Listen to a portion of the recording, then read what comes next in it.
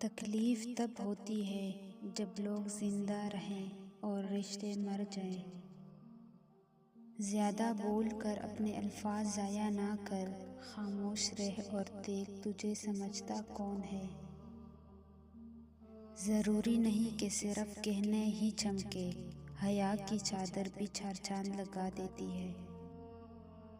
अल्लाह को इबादत से और मखलूक को इखलाक से राज़ी करो। ऐसी खुशी से बचो जो दूसरों को दुख देने से हासिल हो। तुम्हारी नीयत की आजमाइश उस वक्त होती है जब तुम ऐसे इंसान की मदद करो जिससे तुम्हें कोई चीज़ की उम्मीद ना हो। रिश्ता वही कायम होता है जो दिल से हो, ज़रूरत से नहीं।